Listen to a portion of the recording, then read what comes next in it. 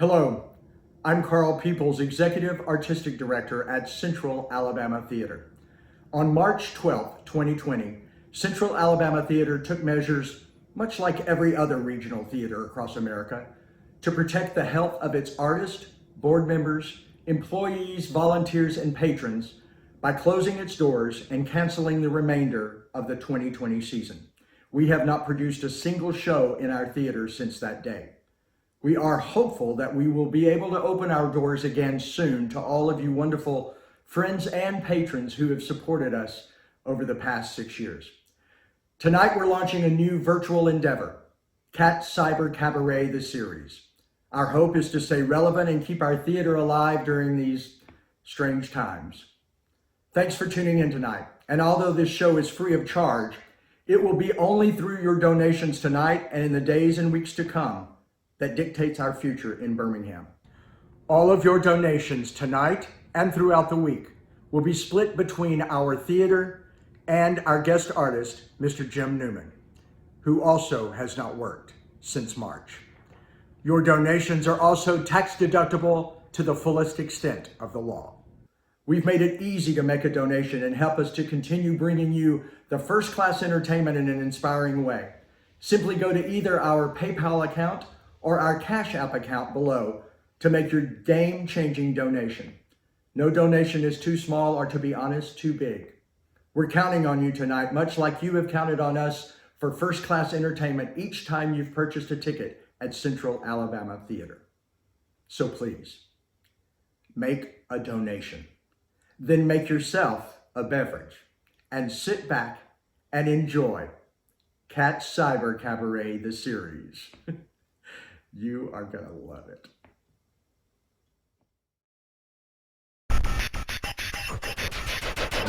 From the Central Alabama Theater virtual stage, just outside the magic city of Birmingham, Alabama, it's CAT Cyber Cabaret with Carl Peoples. Tonight's guest, Broadway veteran and Birmingham native, Mr. Jim Newman, with Cat Jab member, Rachel Lockhart, and Tuesday Tottie mixologist, Melanie Hollenstein.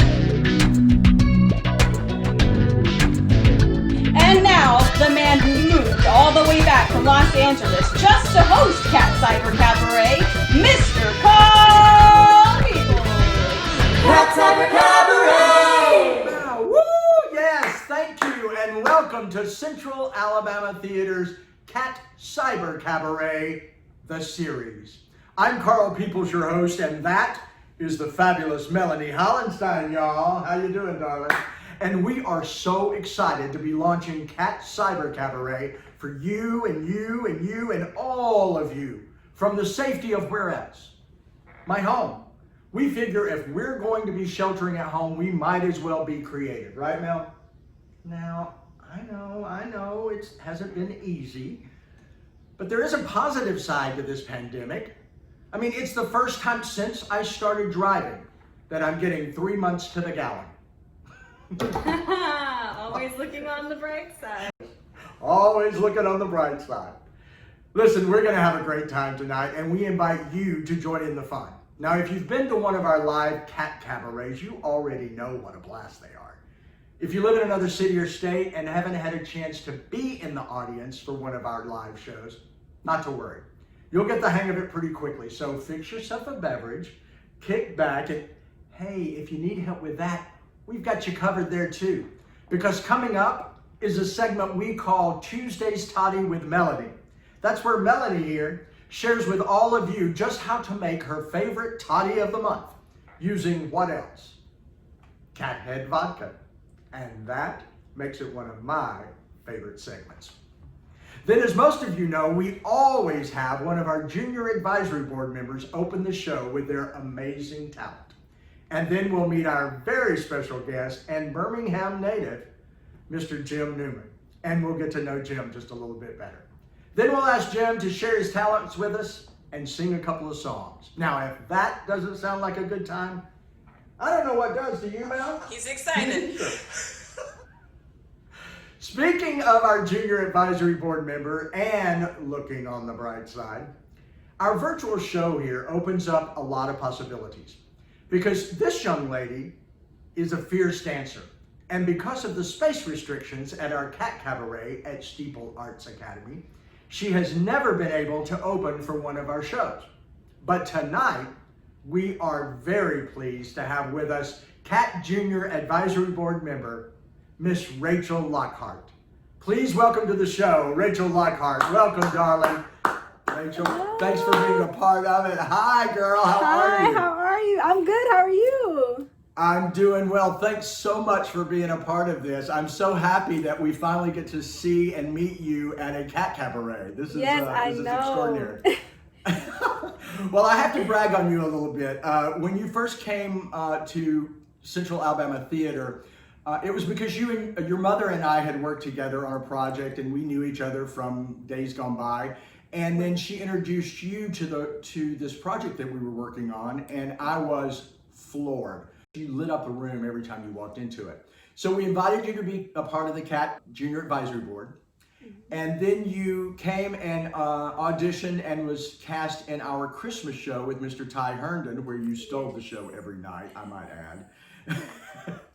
Thank you. And about that time, you got some news that you had been chosen for a scholarship in your dream school. Tell us a little bit about that, will you? Yeah, so I actually got accepted into the Juilliard School in New York City. This school has been my biggest dream ever since I was a little girl. I was fortunate to go to the summer intensive the summer before my senior year of high school. And then I was able to get into the school that following year for college. And when they see you dance here in a second, they will completely understand.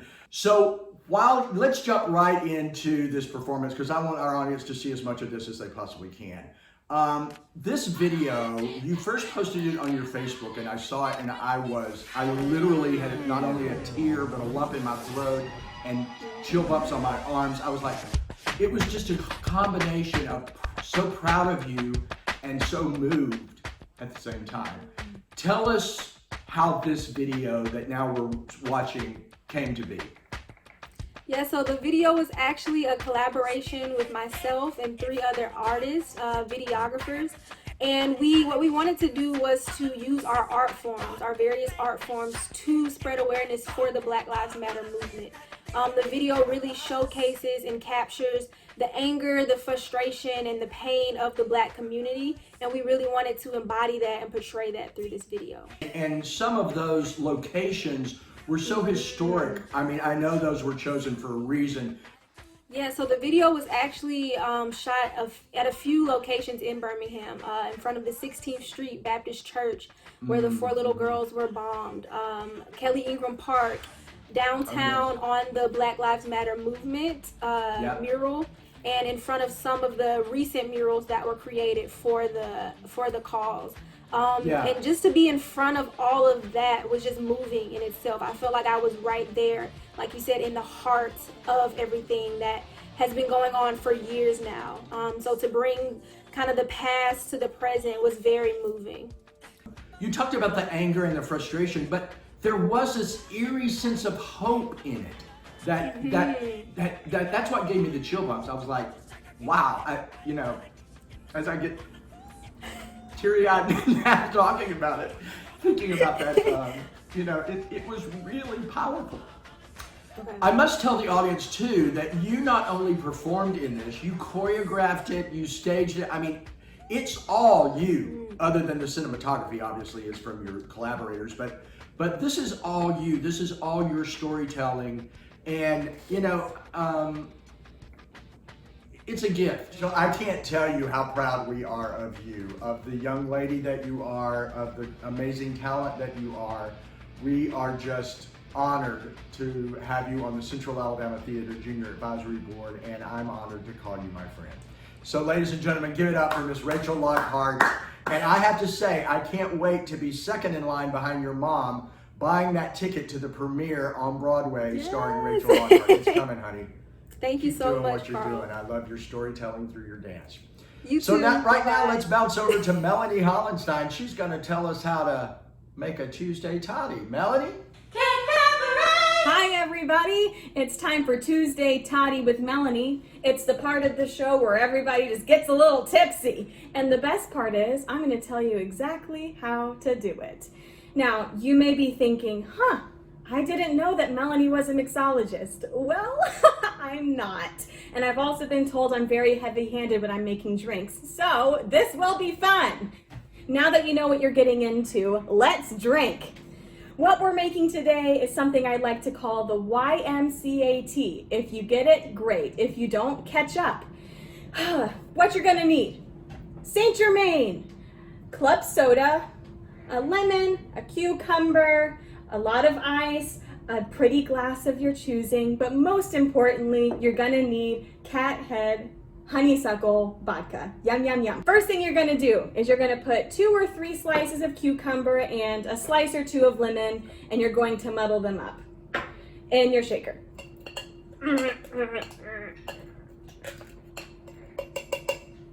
We're gonna say that that's muddled. Next, you're going to take your Saint Germain. I did a little bit more than a shot of this and put it in there with your muddled fruits and veggies. There's no veggies. Are they all fruits? I think so. We're gonna muddle some more.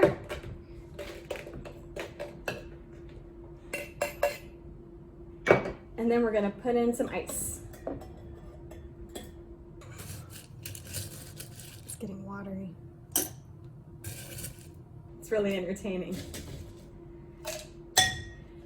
Next thing is the most important part, the vodka. Now, it calls for 1 shot of vodka, but let's be honest, we're all quarantining and social distancing, so I'm gonna put in more than 1. If you're brave, you'll join me. Glug, glug, glug, glug, glug, glug, glug, glug, glug. Beautiful. All right, let's shake this up. A part of me is scared that this isn't going to go on right, and I'm just going to cover everything in alcohol. But there are worse things.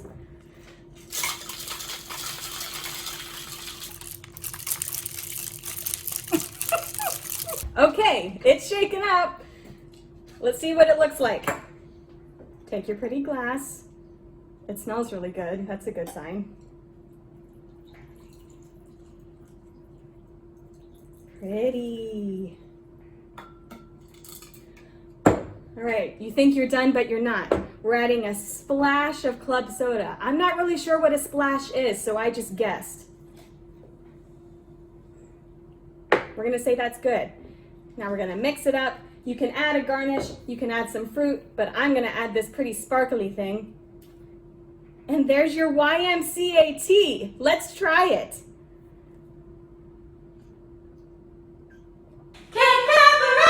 Wow, I like it. Mine's good. If yours isn't good, it's not because I'm a bad bartender. You probably just did it wrong. So try again and then go back to the show. See you next time. Thank you, Melanie. Save me one of those drinks. Those look really great. You got it. Tonight's guest is originally from right here in Birmingham, Alabama. But a while ago, he transplanted himself to New York City to take the Big Apple by storm. Performing YMCA, please help us welcome Broadway veteran and our friend, Mr. Jim Newman.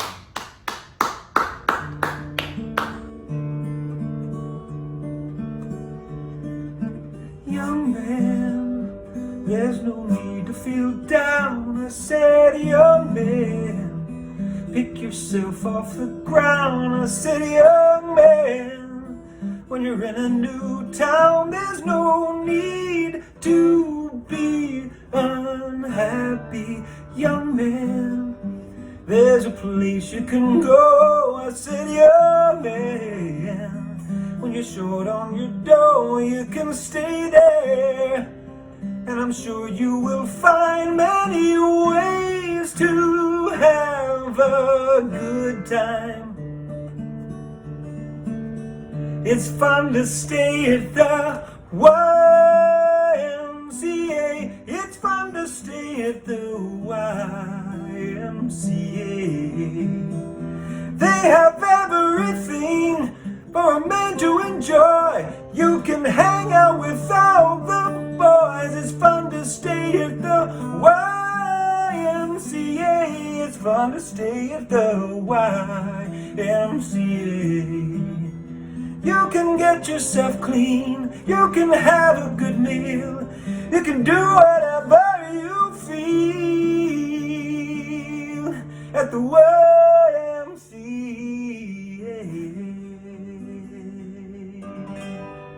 Jim Newman, everybody. Welcome to the Central Alabama Theater virtual stage, Jim. It's good to be here. I miss home. Yeah, it's good to have you, man. You sounded fantastic. Of course, that was YMCA, the mega hit from the Village People. We do it a little differently. We do it a little differently on tour. Yeah, we're going to see some of that in a few minutes, I think. A little bit of a downer for the crowd. I thought it was really cool. It was your own version of it. It was very cool. Very cool, my friend. Thanks.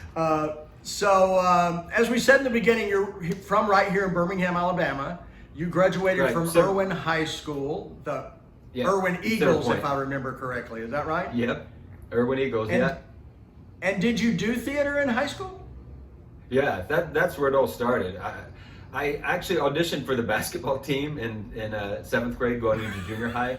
I was terrible, but I played in 6th grade and my friends were auditioning and I didn't make the team. So they just put me in choir. I didn't have a choice. And I didn't really like choral music, but the teacher heard me sing and she said, "Oh, you should audition for Annie Get Your Gun, our spring musical, because we need a guy to play her little brother." And so I auditioned for it and got the part and forget it. That's awesome. Because I'm the youngest of 4 and I got all this attention. I was like, oh man, this is amazing. And it actually really never changed. My dream never changed from that point on. Well, as it turns out, you actually went to school with my cousin Jill Peoples. Oh, Jill Peoples is your cousin? And she just happened to let me borrow a little yearbook called the Aquila. Oh, God. Oh man, is this my senior picture? Because I literally look 11 years old. No kidding. Yeah, you actually look 5. I loved high school. I had amazing teachers, really, who inspired me and changed my life. And actually, one of the shows I did on Broadway, I dedicated to my high school choir teacher because she literally changed my life. Now, you and I had the opportunity to work together in the musical Grease at UAB Theater. Of course, that was back before the Alice Stevens Center when we were performing at Bell Auditorium. And you played Roger. I was the teen angel.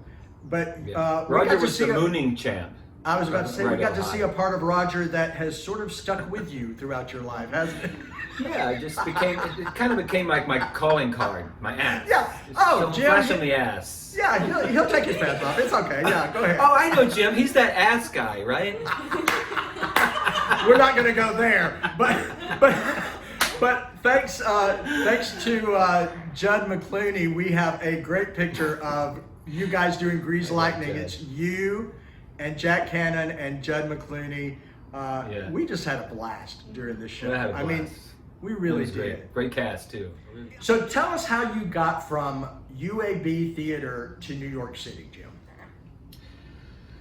Well, I was doing Summerfest, so around that's the next 3 summers. So I had a lot of support from James Hatcher, who helped get me a scholarship to Southern, along with Dr. Gibbs, who head the music department in Birmingham Southern, and he got me some money because I couldn't afford Birmingham Southern. So they got me to Southern, and they just sort of prepared me, and I knew I was going to go to New York right after. I knew I had to try. My parents, of course, were terrified. My dad wanted me to work at IBM and audition on my lunch break, and I was like, I don't really work like that, I don't think. So I just said to them, listen, I know you're terrified that you're going to be sending me money for my entire adult life, but I have to try this because I love it, and if it doesn't work out, I'll come back and I'll be a teacher or something. But I just moved straight to New York and said, I'm going to give it a shot. That's right. So your very first Broadway show was The Who's Tommy. Is that right? Yes. So how was that experience? And I had done that's the dream. That was the dream since I was 13 to be on Broadway. So it was an amazing cast, and I'd worked with Wayne Salento, the choreographer, a few times, and that's sort of how I got the part because I was in New York auditioning for something else. I didn't even have a headshot, I didn't have sheet music, I had nothing. Wayne was like, well, the piano player knows something, and I knew Des McAnuff, the director, had directed Big River, which I had done, and I knew a song from Big River, so I just sang a Big River song with a bad British accent, literally, and that was my audition. And then they called I was out in LA and they called and offered me the part. I was like, that's crazy. Maybe because I wasn't nervous, because I never expected I was going to be in an audition. Maybe it helped, you know. No anticipation. Yeah. It was just spur of the No, moment. I had no clue. Yeah. So you jumped from Tommy to Then I went on tour with Donny Osmond and Joseph in Amazing Right. Technicolor Dreamcoat. Yeah. Very and then I nice. left that to do Sunset Boulevard on Broadway. Yeah. The best set It is. I've ever seen or been on. It was Yeah. unbelievable technically what that show did. Unbelievable. Yeah. It really did sort of change design, set design Yeah. on Broadway. for a Yeah, while. it did, because it was in a newer Broadway theater, so they built that mansion, and then at the end of Act 1, it just raises above, lifts off the ground, and the audience is like, oh my God, you know. And then What Act just 2 opens happened? and it's completely gone. Where did that mansion go? It was unbelievable.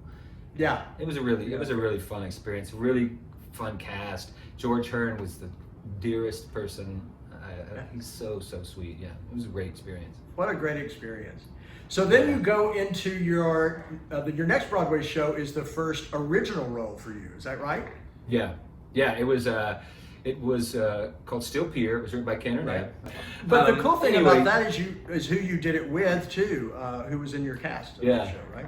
Yeah, I mean, Kristen Chenoweth, it was her first Broadway show. And so Right. we went through all the auditions together. And it was really interesting because Kristen had studied dance and I had studied dance. But we were auditioning for principal roles, like character parts. So when we got to the final callback, all the actors, but aren't dancers who were playing the parts, had to be in this big dance call with Susan Stroman. They were freaking out. They were freaking out because it was Susan. It was dance. Yeah, it was Susan, and it wasn't that hard, but for them it's really hard. And then you call you in groups of 2, and you have to perform in front of her. Well, Kristen and I, we were like, this is nothing. This is cake. So it was so easy for us. So when we got up there together, and she's short and too tall, it was like they were like, yeah, both of you. We want both of you. It goes to show you, and I tell when I speak at schools, I explain, take dance. It doesn't matter if you want to be a dancer. Learn the skill of picking up a combination, because you cannot avoid it in New York if you're going to be in musicals. Absolutely. I think when we were all coming up, I think the idea of being a triple threat was you just knew you had to be. Now it's Yes, sort of exactly. been so categorized. You're either a dancer, you're a singer, you're an actor. Right. Yeah. And I think people think I don't want to be a dancer, I don't want to be in the ensemble, but lead people have to dance too. They have to be in musical numbers, you know. That's right. So you can't avoid it, and So you finished Still Pier. You did a cast album. You were the original cast. All that was a first for you. Yeah. But Tony the Awards, next, which is a big deal. Yeah. a huge deal. Huge Yeah, it was a deal. huge deal. Yeah. But your next endeavor on Broadway was something to behold. You got cast as one of 4 guys, as she liked to call you, her boy toy, as performing with the incomparable Miss Liza Minnelli. How the heck was that? She's just the best. Wow. She's so famous. Like, sometimes after the show, there'd be like Kevin Spacey and Florence Henderson in the green room, and then Liza would come to my dressing room. Right. Jimmy, want you to meet somebody. And you go to her dressing room, and you open the door, and it's literally Gregory Peck with a cane standing there, or Angela Lansbury. I mean, it's just crazy movie stars, legends. And she's just the best. She's just like so game and loves everybody, and she wants to make everything a family. She's the best, really. What was the audition process like for that show? This was my audition. I was doing a terrible play off Broadway on the Lower East Side. And after the show, the stage manager said, Jimmy, Liza Minnelli is waiting for you in her limo. And of course, I thought he was just making a joke because it was a little nowhere show. There was only 5 people in it, 2 guys. And so I was dawdling, and he came back and said, what are you doing? And he's like, she was here. She wants to see you. And I was like, what? So I walk out the stage door with my backpack, and there's a limo. And the door opens, and literally it's Liza. And she goes, Jimmy, I saw the show. You were terrific. I'm taking you to Sardi's, and we're gonna have dinner. It's gonna be terrific. And she took me to Sardi's, and she said, next year I'm doing a show about my dad's movies. I want to be in it. We'll sing a duet. And a year later, we're at the Palace, and I've got my arm around her, and they're setting the lights for our duet. So that opening night is infamous Yeah. in the fact that you had a little happening that sort of became an event within itself. You want to tell us a little bit about that? No, I'm good, thanks. Okay, I'll tell you about it then. So it's opening night. I'll set the premise for you. It was Okay. opening night with Liza Minnelli. You take it from there. So the way the show worked is Lyda had costume changes, so the four guys would have our own numbers that we would do in between, and we were doing a number, I don't remember the number, and I was in the center, and it ends with this big, like big button with a big ta-da. Yeah. And I actually slip on Liza's sweat because it was I was downstage center. Bit the dust, like complete, super obvious, terrible. Like there was like a I did this silly pratfall for my curtain call, thinking I'm game. I don't want people to think it was, and people thought I fell twice. Yeah. And so I get home, I think, well, it's over. And I will say, Rob Marshall, who directed Chicago, the movie, Right. Amazing director, he came up to me and he said, "No, you should be proud." He goes, "Everybody I know who gives 100% falls. If you don't give up 100%, and if you never fall on stage, then you don't give 100%." That's what he said. And I was like, oh. What a great That was comment. a nice thing to say, right? Well, we just so happen, our research department, which again is Melanie and myself, dug deep and we found a little clip of you and Liza and Rosie on the Rosie O'Donnell show. Take a look at this. God bless YouTube.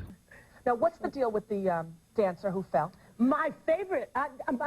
This is one of my I'm such a fan of this kid. Yeah, no, he's very good. He's my boy toy. Yeah, and Yes. he's handsome. He's my boy toy. And he's talented. Yes, and he's handsome, he's talented, and he's one of the best dancers and best singers. And I brought him with me to surprise you. Come on, Jimmy. You brought him here? I brought him. Oh, gosh, he's probably so mad at me. Careful, don't fall, careful, careful. Hi, careful. How are you? Nice to see you. Thank you for the flowers. You're welcome. I just didn't want you to feel bad because I told all of America that you fell on opening night. Oh, Jimmy. Yeah, well, the next day I thought I could put it behind me and just get on with my life. Yeah. Wake up in the morning, 10 o'clock, Rosie O'Donnell, hurting people. I did an impression. Did you happen to see it? A couple of times Yeah, I did a press okay, there you go. Now, were you totally in shock? I mean, do you have a mic on? He doesn't even have a mic, does he? No, it was, Here's a mic. What happened? You were dancing and you were like, oh my God, it's left, right, and boom. opening night, and there's all the stars there, including my parents, and I just come around the front and I fall on my butt. Yes. Fall on my butt, and I'm thinking two things. How embarrassing, Yeah. opening night Yeah. in front of you and Liza and everyone. And then I'm thinking, my parents are going to tell people that they're not my parents at the party. Oh.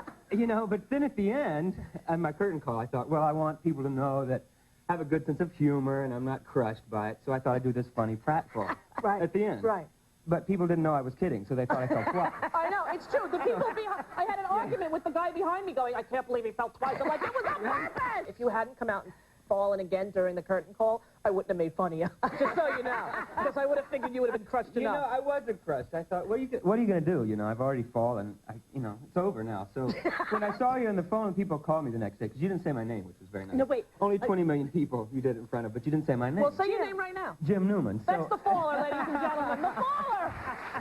Falling guy. That's my name now. Well, if you want to see these two very talented people and a bunch more, go to the Palace Theater. There's only a few seats left, so you got to call now. Manelli. Liza Minnelli, Rosie O'Donnell, and the one and only Jim Newman, ladies and gentlemen. That's hysterical, Jim. What a great story, and what a great archive to have. Busting your ass on opening night and landing on the Rosie O'Donnell show with Liza Minnelli. Who else could do that besides Jim Newman? So you finished that show, and how did you get into one of the most iconic roles that people that aren't even interested in theater know you from, which is the Village People, the cowboy in the Village People? Yeah, that was such another really random. I mean, I had done a lot of work as a cowboy because I'm from the South, so I'd done commercials, I'd done photo shoots, I'd done parts on Broadway, Southern, and off-Broadway. I played a lot of cowboy parts, so a friend recommended me. The manager had seen me at my last Broadway show, and then he Googled me, and Felipe saw like, I don't know, he saw some let pictures me of just me. stop you right there, because if he Googled I know you, it's coming. I know what you're going to show now. He found the same picture that I found, and I can tell you, I can promise you, that this picture that we're looking at right here is exactly why you were cast as the cowboy in the Village People. You know what? I got to own it, so I can't act take like it, I'm my ashamed. friend. Hey, I took the picture, Yeah. so I can't. I put it out there, so I'm not even going to apologize for it. I told a couple of friends that you were going to be our first guest on CAT Cyber CABARET, and they said, "Oh, the guy who never wears a shirt." I said, "Yeah, and if I looked like that, I wouldn't wear one either." I don't know what he's talking about. Right, exactly. Well, they did sorry, ask if you were going to malfunction. have a shirt on during this taping, so that they'll be very happy for Sort that. of. Thank you. I know. But anyway, I so will say this about that, just about the dance. Like, here's the thing about if you started as a dancer in theater on Broadway, you get so used to your skin and comfortable. It really becomes, for you, it's like a stapler for a secretary. It really is just something you work with on Absolutely. stage. So you lose all that inhibition because you can't afford to. You're changing in the wings in front of people. You're picking up sweaty. You know, it's just you just lose that as part of the business. And I just sort of It is. took pictures of it. Well, and people who have not been in the world don't know that there's usually dressers standing there putting clothes on you and off you. So people that you really have never known before this show are standing there with you naked putting clothes on you. Yeah, I mean, know. it's kind of crazy Yeah. when you go through the process of it. Yeah, it's. But I mean, I remember the first time I did Full Monty, and I had a fitting. My fitting was for like a thong, you know. And you're standing there holding your junk, and they're like got a tape measure, and you're like, this is so bizarre. Hi, I'm Jim. Great to meet you. These are my testicles.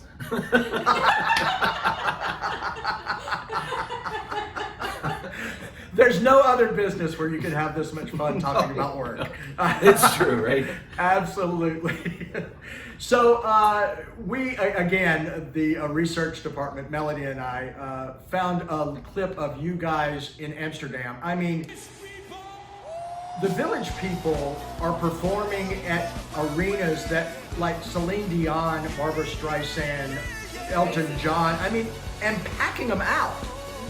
So let's take a look at the Village People in Amsterdam and just the crazy audience reaction to you guys coming out on stage. Take a look at this. Leave someday together, your hand in my hand, together, we will make a plan, together, we will fly so high, together, tell our friends goodbye, together, we will start life new, together, this is what we'll do, go where, life is peaceful there, go where, do just fine, go where the skies are blue, go where, this and more we'll do, they want you, come on now, they want you as a new recruit, Netherlands, they want you, we're looking for recruits, to join our Navy, come on y'all, where can you find pleasure, search the world. Yeah, well, these guys toppers are like huge celebrities, and they put this concert on every year, and they bring in a special guest from different countries, and so we were the American guest, and that was me with a very super subtle entrance pose. Yeah, Very subtle. But I have to say, I mean, Super my subtle. gosh, talk about a performer's dream. You rise up from the lift in the center of the stage. Yeah. There's an Yeah. arena that's packed, that's screaming for 200,000 people screaming for you. Yeah. My gosh, what a performer's dream, right? Yeah, Liza would have been very proud of me, I think. She would have, and you didn't slip and fall one time. It was perfect. Yeah, I mean, the great thing about performing with the Village People is it's sort of the opposite of theater. Like theater, they come in and their arms are a little bit like, okay, I paid money, now give me a show and give me my money's worth. Impressive. The Village People is the opposite. They came already because they love you. So That's right. they're there just to love you. So you come out on stage in the costume and sing these famous, iconic songs, and it's just all love, you know? And I never had that kind of experience, you know? You're absolutely right. Well, speaking of love, we love chatting with you, Jim Newman, but we would also love to hear you sing some more for us. So let's wrap this up with something we think is a lot of fun. Yeah. We end our CAT Cyber Cabaret with, again, a fun little segment we like to call 11 Questions in 60 Seconds. Are you ready Okay. for the 11 Questions in 60 Seconds, Mr. Jim Newman? Yes. All right, so Melanie, give us 60 seconds on the timer over there. You got it. And here we go. Yeah, pressure's on. What was your favorite childhood cartoon? Scooby-Doo. Toilet paper, over or under? Over. What piece of entertainment or artistic experience do you wish you could erase from your mind so you could experience it again for the very first time? Oh, that's a good one. Opening night of Big. What's your favorite smell? Popcorn, movie popcorn. What would be your idea of the worst buy one, get one sale of all time? sweaters made from used condoms. What's your favorite way to break a sweat? TikTok dance challenges. What's your number one pet peeve? Oh, when people say accurate, like accurate. Who besides your fiance is your same gender crush? Oh, Ben Foley from Hometown on HGTV. What would be the absolute worst name you could give your child? Loser? No, that's What's something you like to do the old-fashioned way? travel. Stagecoaches all the way. And what's your favorite sound? That didn't make sense. Well, we got Oh, right I missed under that one. 60 seconds there, Jim. Thank you for that. Oh, I That's forgot a- it was a time limit. Yeah, well, the time is just, it just adds to the Yeah. pressure. Jim, we have thoroughly enjoyed the interview segment of CAT Cyber Cabaret. Come back anytime, my friend. Thank you for being our inaugural guest on CAT Cyber Cabaret. And would you do a couple of numbers for us before we hit the road tonight? Yeah, no, I just want to say thank you. I love Alabama. You guys are my heart, always will be. And it's an honor, so I appreciate it. Well, thank you. Thank you very much, Jim. We appreciate that. So while you're getting tuned up, I know you guitar players like to tune that guitar before you play a couple of tunes for us here. So we'll let you So go. give me a minute on that. Yeah, we'll let you Okay. get ready for that. And ladies and gentlemen, as you can tell from the lower third there, this is a chance for you to make your donation to Central Alabama Theater. And every donation that is made this week will be shared with our artist, who was Mr. Jim Newman. So he looks like he's ready to go. If you guys will put your hands together there in the comfort of your home for our friend and superstar guest, Mr. Jim Newman. So this is a original song that I wrote that no one has heard before. So this is a Central Alabama Theater exclusive. Boo, boo, boo, boo. That was supposed to be flashing lights. I have no idea why I did that. That was really weird. Anyway, it's called Alabama Summer.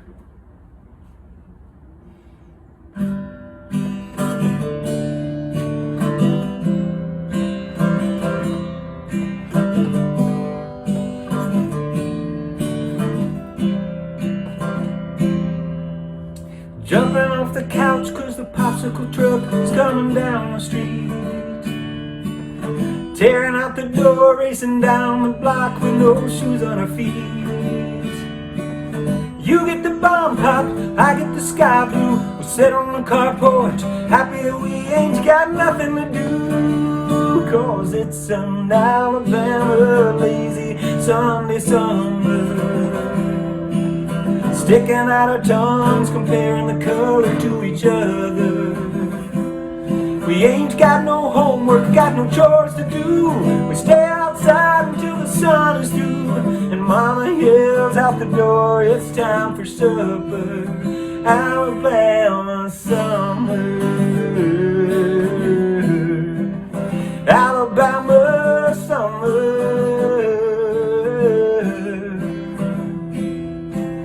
Racing Michael to the top of his big old magnolia tree. Houses with no fence as far as the eye can see. We sit and argue about who would win a fight between G.I. Joe or the $6 million man. Cause it's an Alabama lazy Sunday summer.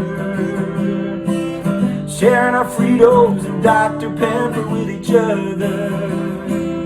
We didn't lock our doors, we didn't walk our dogs. Hot wheel ramps made from Lincoln logs. And Mama yelling out the door, get home for supper.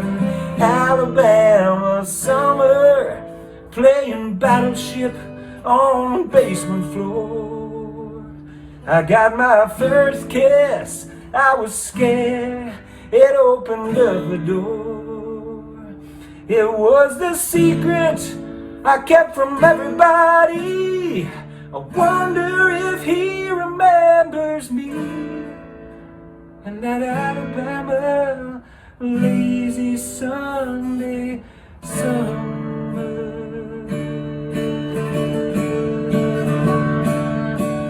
Alabama lazy Sunday summer.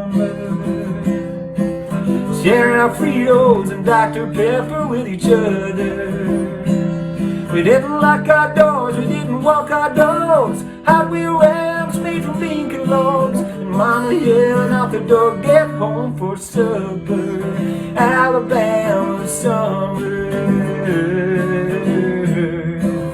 Alabama summer. Hey, Alabama summer. Alabama summer. Jim Newman, everybody, with the premiere of Alabama Summer.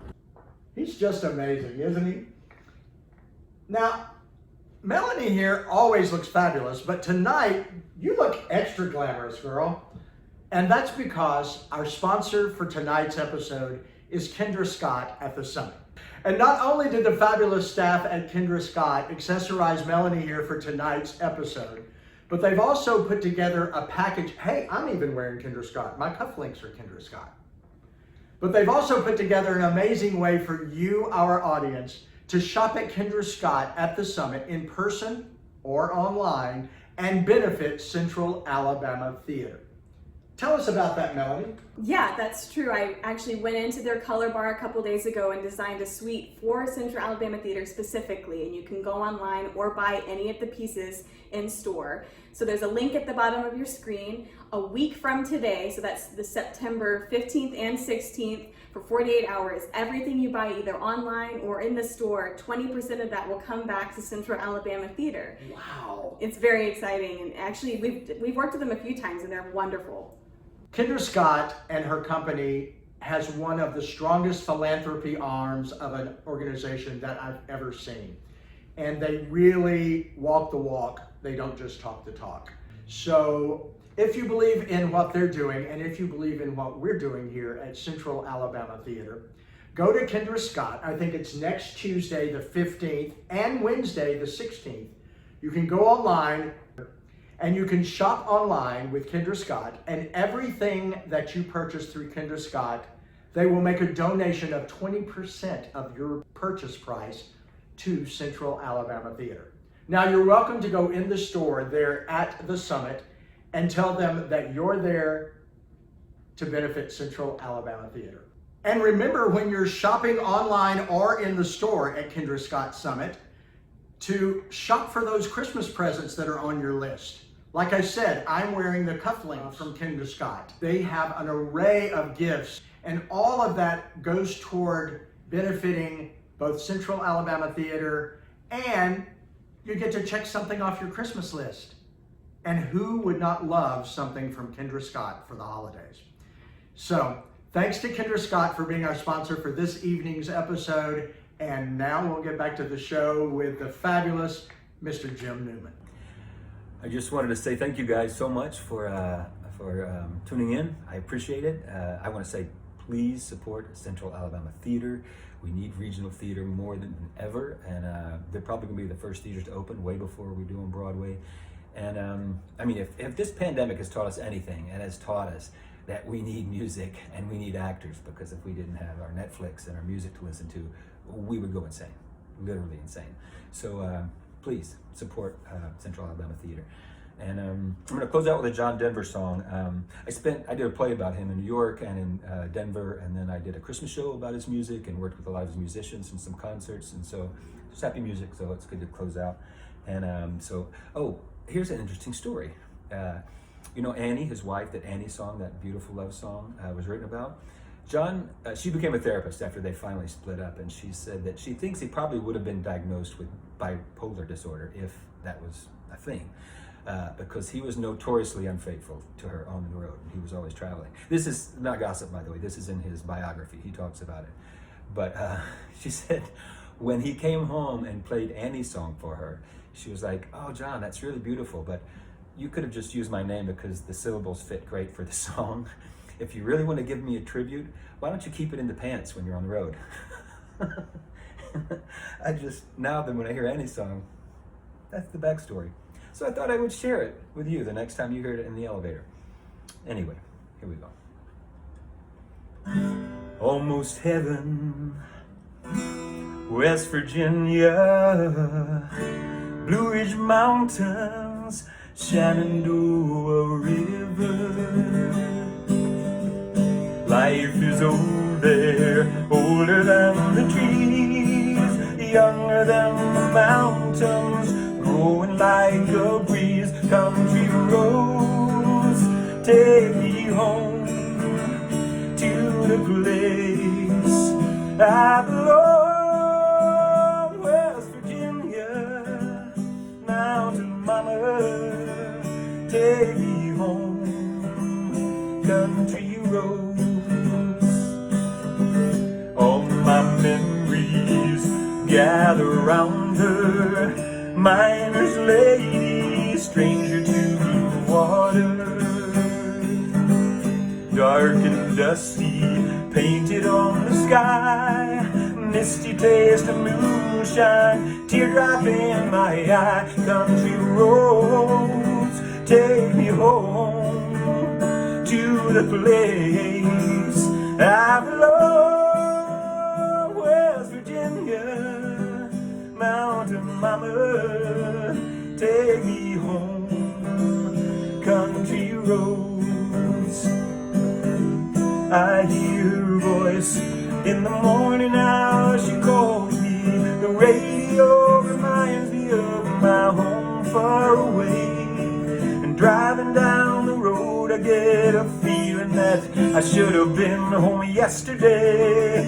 Yesterday, country roads take me home to the place I belong. West Virginia, mountain mama, take me home.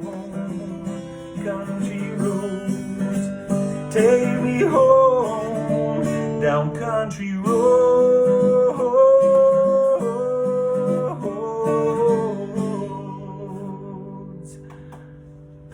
Thank you guys. Oh, big kiss. Oh, I'd like to thank my band too. This $150 Brazilian guitar I bought.